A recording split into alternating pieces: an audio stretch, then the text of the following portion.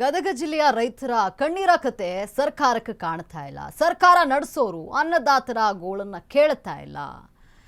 ನೋಡಿ, ನೆಕ್ಸ್ಟ್ ಮುಂದಿನ ಸ್ಟೋರಿಯನ್ನು ನೋಡೋದಾದ್ರೆ ಇಲ್ಲಿ ಏನು ಅಲ್ಲಿಂದ ರವಿಚಂದ್ರನ್ ವಿಚಾರಕ್ಕೆ, ಅಂದ್ರೆ ರವಿಚಂದ್ರನ್ ನಟನೆಯ ಶಾಂತಿ ಕ್ರಾಂತಿ ಸಿನಿಮಾ ರಿಲೀಸ್ ವಿಚಾರವಾಗಿ ಈಗ ಸಾಕಷ್ಟು ಸುದ್ದಿಗಳು ಹರಿದಾಡ್ತಾ ಇರುವಂಥದ್ದು. ಈ ಸಿನಿಮಾವನ್ನ ರಿಲೀಸ್ ಮಾಡಬೇಕಂತ ಹೇಳಲಾಗ್ತಾ ಇದೆ. ರವಿಚಂದ್ರನ್ ನಟನೆಯ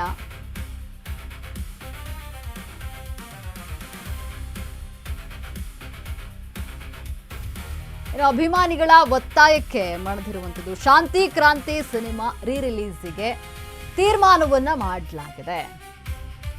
1991ರಲ್ಲಿ ರಿಲೀಸ್ ಆಗಿದ್ದಂತಹ ಪ್ಯಾನ್ ಇಂಡಿಯಾ ಸಿನಿಮಾ ಇದು.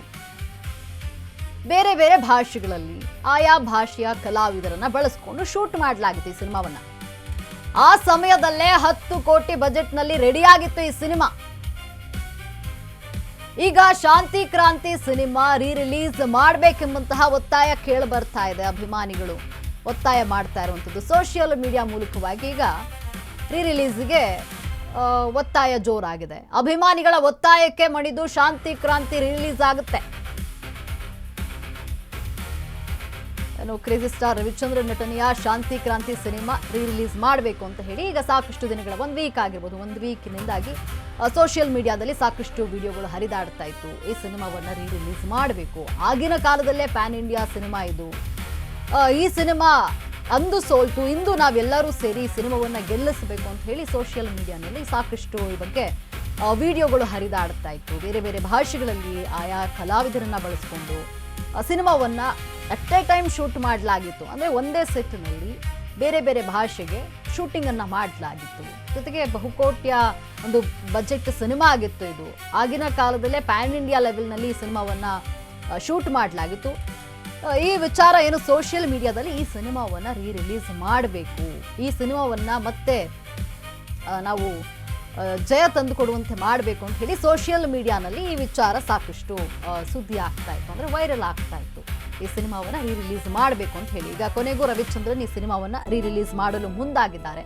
ಸೋಷಿಯಲ್ ಮೀಡಿಯಾನಲ್ಲಿ ಅಭಿಮಾನಿಗಳು ಸಾಕಷ್ಟು ಒತ್ತಾಯವನ್ನ ಮಾಡಿದ್ರು.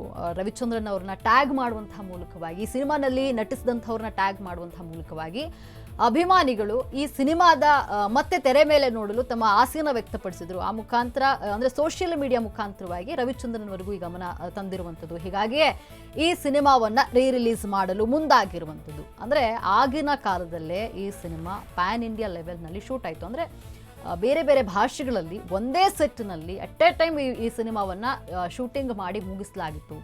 ಬಹುಕೋಟಿ ವೆಚ್ಚದಲ್ಲಿ ಈ ಸಿನಿಮಾವನ್ನ ಶೂಟ್ ಮಾಡಲಾಯಿತು. ಹಾಗಾಗಿ ಈ ಸಿನಿಮಾವನ್ನ ರಿಲೀಸ್ ಮಾಡಬೇಕು. ಆಗ ಸೋತಂತಹ ಸಿನಿಮಾ ಇಂದು ಗೆದ್ದೇ ಗೆಲ್ಲುತ್ತೆ ಅಂತ ಸೋಷಿಯಲ್ ಮೀಡಿಯಾನಲ್ಲಿ ಕೆಲವು ಅಭಿಮಾನಿಗಳು ವಿಡಿಯೋಗಳನ್ನು ಮಾಡಿ ರವಿಚಂದ್ರನ್ ಅವರನ್ನ ಟ್ಯಾಗ್ ಮಾಡುವಂತಹ ಮೂಲಕವಾಗಿ ವೈರಲ್ ಮಾಡಿದ್ರು.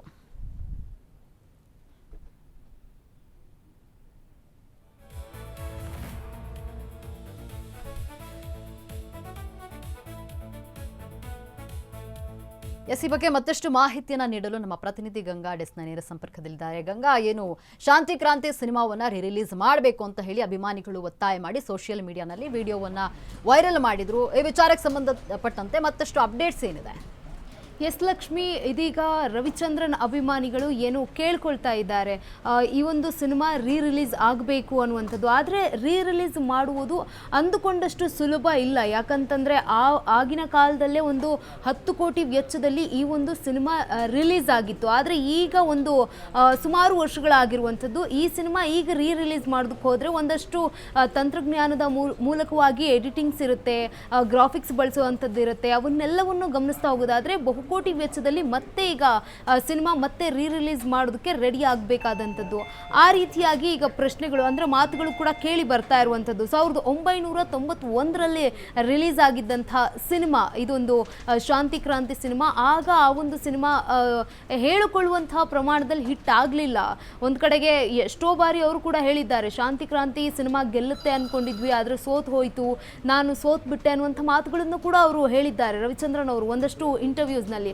ಆದರೆ ಈಗ ಟ್ರೆಂಡ್ ಆಗ್ತಾ ಇರುವಂತಹ ಈ ಒಂದು ವಿಡಿಯೋಗಳು ಜೊತೆಗೆ ಒಂದಷ್ಟು ಹಾಡುಗಳು ಜೊತೆ ಒಂದಷ್ಟು ಡೈಲಾಗ್ಗಳು ಎಲ್ಲವನ್ನು ಕೂಡ ಗಮನಿಸ್ತಾ ಇರುವಾಗ ಸೋಷಿಯಲ್ ಮೀಡಿಯಾದಲ್ಲಿ ಈ ಸಿನಿಮಾ ರಿಲೀಸ್ ಆಗಬೇಕು ಅನ್ನುವಂಥದ್ದು, ನಾವು ಎಲ್ಲೇ ಹೋದರೂ ಕೂಡ ಅಥವಾ ಎಲ್ಲೇ ಬಂದರೂ ಕೂಡ ಟ್ರಾವೆಲ್ ಮಾಡ್ತಾ ಇದ್ರು ಕೂಡ ಈ ಒಂದು ಶಾಂತಿ ಕ್ರಾಂತಿ ಸಿನಿಮಾದ ಹಾಡುಗಳನ್ನು ಕೇಳಿರ್ತೀವಿ. ಜೊತೆಗೆ ಒಂದಷ್ಟು ಅಲ್ಲಿ ಹಾಕಿರುವಂಥ ಅಂದರೆ ತುಂಬಾ 1991ರಲ್ಲೇ ಅಷ್ಟು ಬಹುಕೋಟಿ ವೆಚ್ಚದಲ್ಲಿ ಸಿನಿಮಾವನ್ನು ರಿಲೀಸ್ ಮಾಡಿರ್ತಾರೆ. ಆ ಒಂದಷ್ಟು ಸಂಗತಿಗಳನ್ನು ಕೂಡ ಹೇಳ್ಕೊಂಡಿದ್ದಾರೆ. ಆ ಒಂದು ಕೇಕ್ ಮೇಲೆ ಪ್ರಸಂಗ ಇರ್ಬೋದು, ಜೊತೆಗೆ ಒಂದಷ್ಟು ಮಿಡ್ ನೈಟ್ ಶೂಟ್ಗಳಾಗಿರ್ಬೋದು, ಆ ರೀತಿಯಾಗಿ ಸಿನಿಮಾವನ್ನು ರೆಡಿ ಮಾಡಿದ್ರು. ಆದರೆ ಈಗ ಕೇಳ್ತಾ ಇರುವಂಥದ್ದು ರಿಲೀಸ್ ಮಾಡಿ ಅಂತಂದು. ಈಗ ಮಾಡಬೇಕಾ ಬೇಡವಾ ಅನ್ನುವಂಥದ್ದು ಒಂದಷ್ಟು ಚರ್ಚೆಗಳು ಕೂಡ ಆಗ್ತಾ ಇದೆ. ಆದರೆ ಈ ಬಗ್ಗೆ ಯಾವುದೇ ರೀತಿಯಾಗಿ ರವಿಚಂದ್ರನ್ ಅವರು ಪ್ರತಿಕ್ರಿಯೆ ನೀಡಿಲ್ಲ. ಒಂದು ವೇಳೆ ಏನಾದರೂ ರಿಲೀಸ್ ಮಾಡಬೇಕು ಅಂತಂದರೆ ಮತ್ತೊಂದಷ್ಟು ಹಣ ಖರ್ಚಾಗುವಂಥ ಸಾಧ್ಯತೆ ಇದೆ.